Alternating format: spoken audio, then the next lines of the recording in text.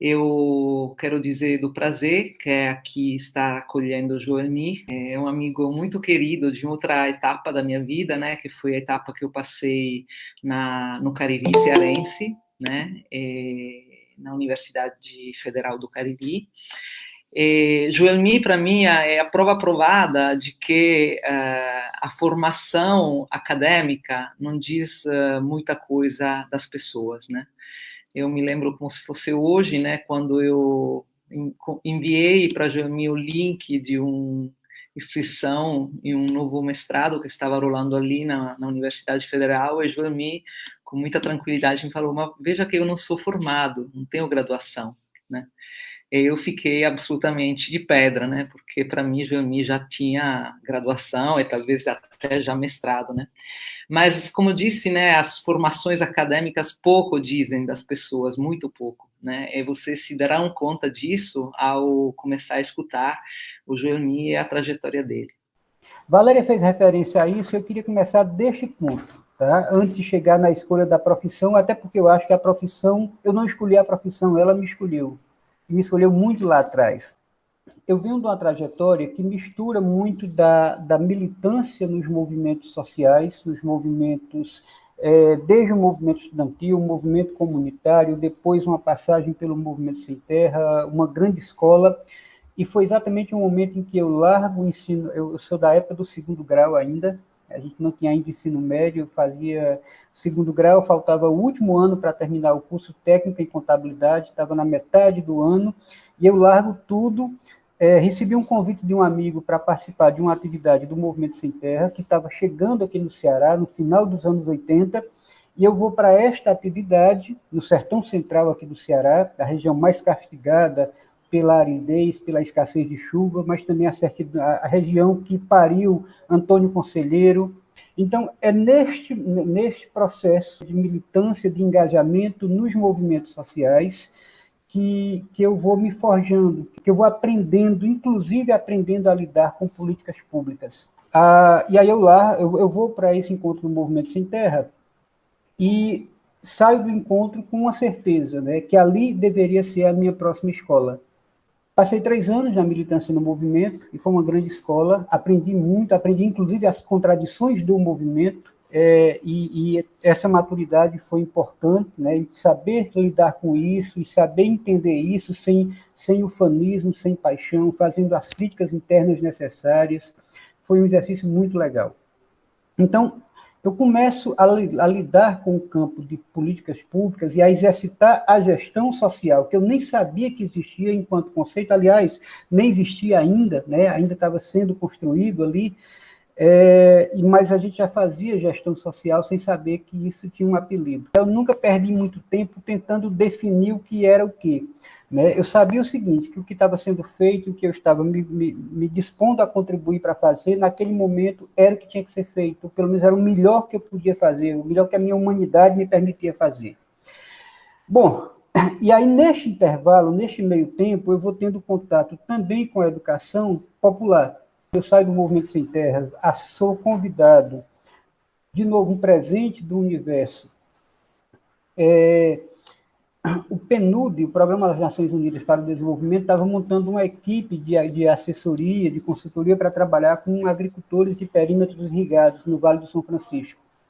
E tinha toda a equipe com a formação técnica clássica, acadêmica, mas não tinha ninguém que tivesse a manha, o traquejo, o jeito de fazer trabalho de mobilização popular, com uma linguagem, inclusive, que as pessoas entendessem. E aí, como tinha alguns amigos que me conheciam dessa trajetória de militância nos movimentos sociais e sabiam que eu tinha uma certa habilidade, né? Usar a poesia, por exemplo, já era uma coisa que me acompanhava desde cedo, eu acabo sendo convidado para compor essa equipe do PNUD.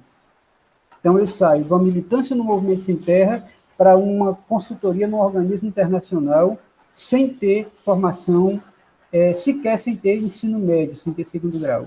Depois de muita trajetória, depois, inclusive, também numa coincidência, né, numa armação do destino, o que quer que a gente queira chamar, em Maranguape, o cara que tinha sido presidente da União das Entidades Comunitárias de Maranguape vira vice-prefeito. O prefeito renuncia e ele assume. E quando ele assume, resolve compor uma equipe que tivesse um perfil dessa, né, dessa capacidade de diálogo, de conversa, de encontro com as comunidades. E me convida, eu vim, a princípio, para ajudar na reforma administrativa, e desta reforma acabei ficando 3 anos como secretário de planejamento e depois mais 1 ano como coordenador do plano diretor do município. Né? Então, eu sou jogado aí, assim, de forma muito generosa, na possibilidade de ser gestor público, uma área que era muito incompreendida, porque a cultura do planejamento na esfera pública municipal é uma cultura muito... Quando existe, né? As pessoas não compreendem a importância do planejamento. E aí eu tinha que lidar o tempo todo com esse desafio de tentar sensibilizar, mostrar para as pessoas que era importante planejar políticas públicas. E eu vou aprender a fazer fazendo. Embora tivesse aí uma trajetória anterior de gestão, mas a gestão pública foi uma grande surpresa para mim. E foi muito legal, uma experiência muito rica. Então eu passei a reunir elementos da militância e da proposição e da luta por políticas públicas mais cuidadosas, mais inclusivas, mais respeitosas, a possibilidade de agora fazer isso acontecer como gestor. Bom, eu estou saltando muitas partes, tá? Para assim, trazer elementos, recortes pontuais, porque eu acho que a gente precisa focar muito no que vocês estão propondo hoje. E aí, acabo nesse processo todo vindo para o Cariri em 2005. Eu chego ao Cariri inicialmente em 2005, depois de ter passado por uma experiência pontual no Mato Grosso. Eu fui ao Mato Grosso a convite de um amigo que estava secretário lá e que me convidou para ajudar num processo de reforma administrativa, de novo. E eu acabo... na volta do Mato Grosso, encontro no aeroporto com um amigo que morava no Cariri e me faz um convite para vir para o Cariri. E aí, no Cariri, em 2010, eu descobri que o Enem tinha uma coisa chamada proficiência. E aí eu faço o Enem e resolvo usar a nota do Enem para validar o meu ensino médio. Então, em 2010, eu, com a nota do Enem, certifico o meu ensino médio. E logo em 2011 entro na UFCA no curso de Administração Pública. Tinha aí 2 possibilidades na minha cabeça, Administração Pública ou jornalismo, porque a escrita já me acompanhava também desde antes, mas aí eu coloquei a Administração Pública como primeira opção, porque tinha muito a ver com a minha trajetória, na relação com políticas públicas, e qualquer uma das 2 opções me agradaria muito. E aí, felizmente, me vem a administração pública de novo como um grande presente. Com um detalhe, era administração pública e gestão social. Isso vai fazer muita diferença, porque eu começo a encontrar na gestão social, no conceito de gestão social, a confirmação de tudo aquilo que a gente já fazia. E tem um conceito que eu gosto muito, que eles nos dizem o seguinte, que o conceito de gestão social passa por, primeiro, uma perspectiva dialógica. Sem diálogo não há gestão social. Né? Segundo, a ideia de que as decisões são compartilhadas. Né? Terceiro, de que não há uma relação de mando, não há uma hierarquia, mas há uma relação de construção horizontal, coletiva. Não há processos de coerção, porque às vezes a decisão é coletiva, mas ela se dá a partir de uma coerção. Né? A linguagem, o que se diz, o que se dialoga é inteligível. As pessoas compreendem o que está sendo conversado. Aí eu disse, peraí, bicho, eu faço gestão social desde muito pequeno e não sabia que tinha esse apelido legal. Então, a gestão social, para mim, muito mais do que um conceito, é uma filosofia, né? É um princípio, é um jeito de fazer, que pode se dar em qualquer canto ou em quase qualquer canto. Mas, enfim, então, assim, a minha trajetória é um pouco essa mistura. Eu estou trazendo isso de forma muito pincelada para trazer um pouco isso. Eu sou fruto dessa simbiose entre a vivência, entre a militância nos movimentos sociais, que vai influenciar muito fortemente o meu fazer profissional. Portanto, minha perspectiva epistemológica, meu jeito de olhar o mundo e minha relação com o conhecimento são profundamente afetados até hoje por esta herança trazida da minha militância nos movimentos sociais. E enquanto gestor público, isto vai ser determinante. O Paulo Freire, né, trazendo aqui isso que eu estava falando antes, do quanto Paulo Freire foi importante, inclusive no meu olhar sobre o mundo, e é até hoje, Paulo Freire nos ensina que não há saber mais nem saber menos. Há saberes diferentes. Isto é fundamental. A academia padece de um grande mal, que é ainda uma influência muito forte, principalmente nas atividades de extensão. A gente ainda tem muito forte a influência colonialista. Com raríssimas exceções, infelizmente, elas existem, e pelo que eu tenho visto da Federal do Sul da Bahia, pelo que eu tenho lido e pelo que eu tenho conversado, me parece que vocês conseguem, em alguma medida, trazer esse diferencial, mas, via de regra, a atividade de extensão é a gente, estudante, que pelo fato de ser estudante universitário já acha que a gente sabe muita coisa, e a gente vai para a comunidade para ajudar os coitados. Isso é uma visão extremamente colonialista. E a gente precisa ter muito cuidado com esta armadilha. Entrar na universidade depois dos 40 anos, tendo acumulado esses aprendizados todos, tendo quebrado cabeça, errado pra caramba também, foi muito importante para que eu, inclusive, lidasse com toda a pressão que a academia impõe a gente com a leveza necessária.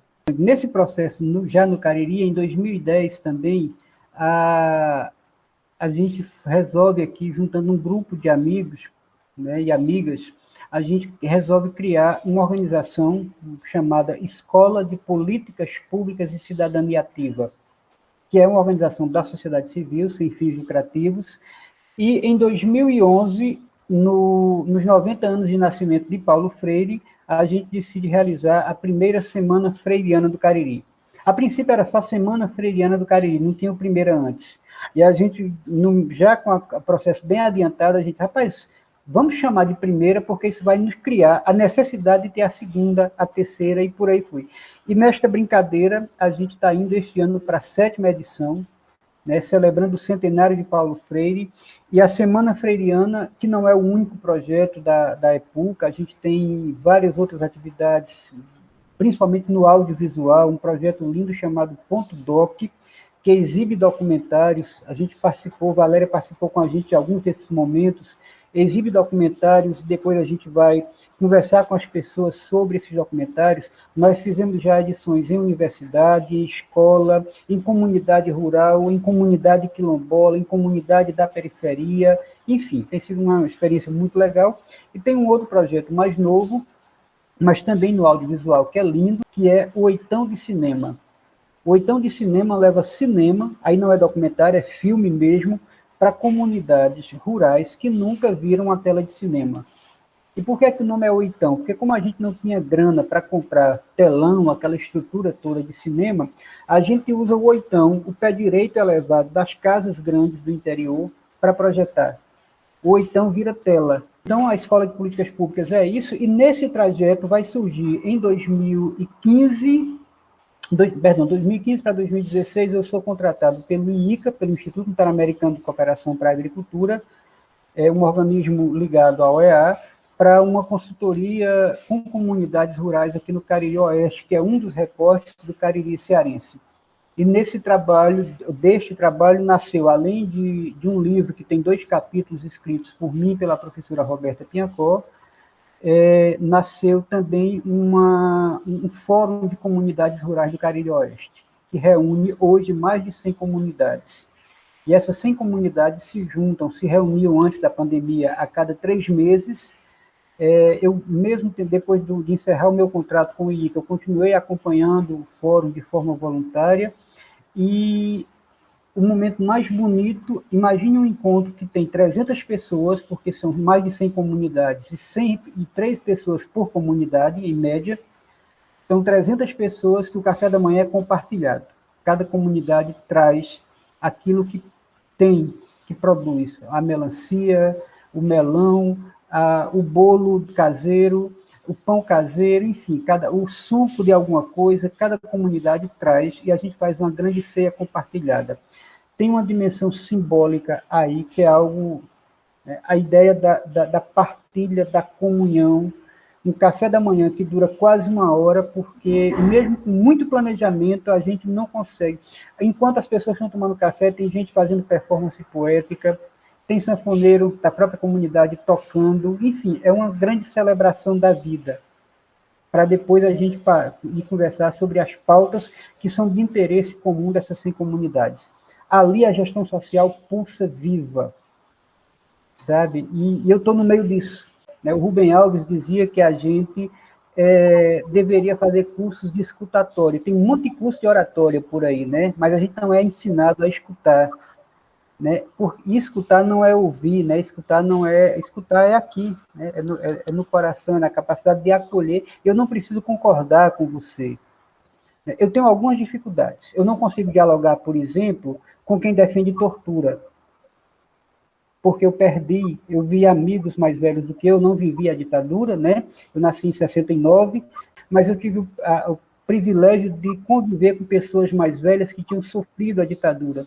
E eu vi uma pessoa que me era muito querida morrer com um surto psicótico em decorrência das torturas sofridas. Então, isso marca muito a vida da gente. E eu não consigo dialogar, por exemplo, com quem defende ditadura e ditador. E acho que não preciso.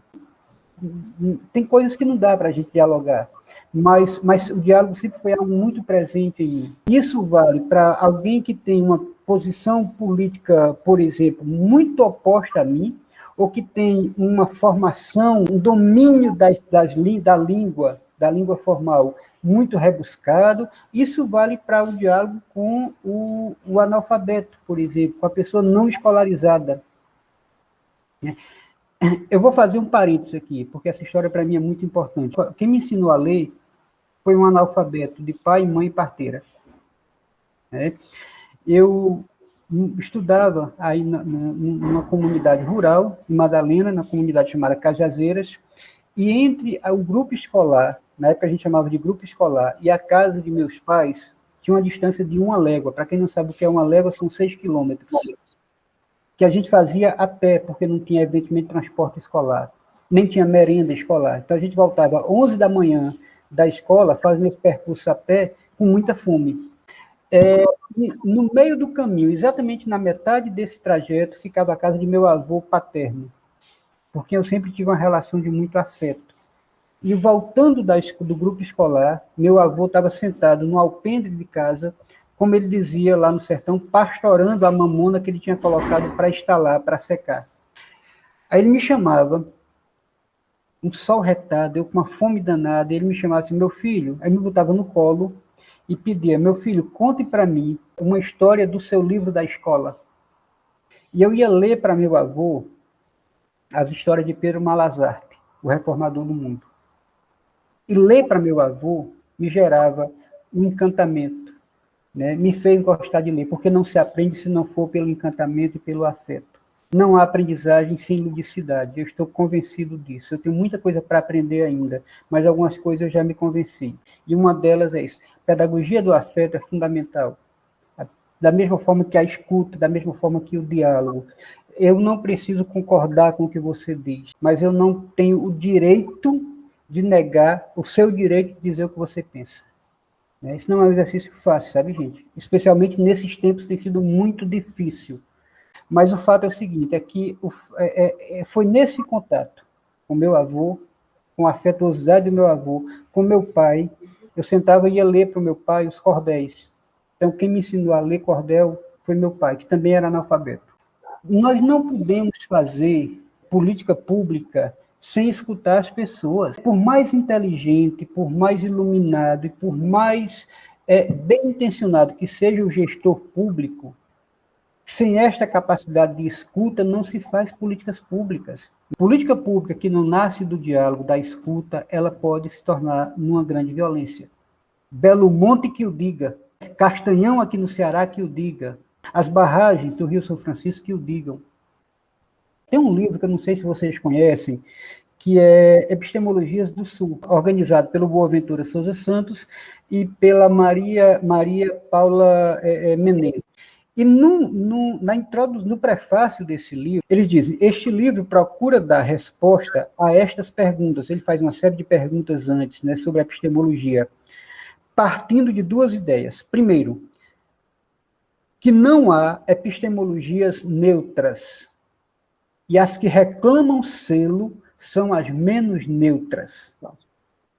Segundo, que a reflexão epistemológica deve incidir não nos conhecimentos em abstrato, mas nas práticas de conhecimento e nos seus impactos noutras práticas sociais. Tem um poeta que hoje mora no Recife, chamado Zé Cardoso, que ele diz o seguinte: aprendi a cantar sem professor, com a graça de Deus, eu sou completo. Você vem me chamar de analfabeto exibindo um diploma de doutor. No congresso em que eu for competidor, por ganhar de você de 10-0, meu amigo, eu vou ser muito sincero, se eu deixar de cantar não sou feliz, ser poeta eu sou porque Deus quis, ser doutor eu não sou porque não quero. Eu sempre entendi que a escola, que o ensino formal, deveria ser sempre direito, nunca obrigação. É um direito, eu tenho o direito de me escolarizar, eu tenho o direito, inclusive, de fazer um PhD se eu quiser. Mas eu não posso ser obrigado a isto, principalmente se esta obrigação vier acompanhada de uma violência, que é geralmente a violência da renúncia a você mesmo. A gente tem discutido muito várias formas de exclusão. A gente discute a exclusão econômica, a gente discute a exclusão política, a gente discute a exclusão social, a gente discute a exclusão cultural, mas pouco se discute a exclusão cognitiva. Tem reflexões que a universidade me permitiu fazer, tem aprofundamentos, tem mergulhos que a universidade me permitiu fazer, que eu não conseguiria fazer fora dela. Então, se não se trata de dizer o que é mais importante, o que é menos importante. Na verdade, é esse encontro. De novo, Paulo Freire, não há saber mais nem saber menos, há saberes diferentes.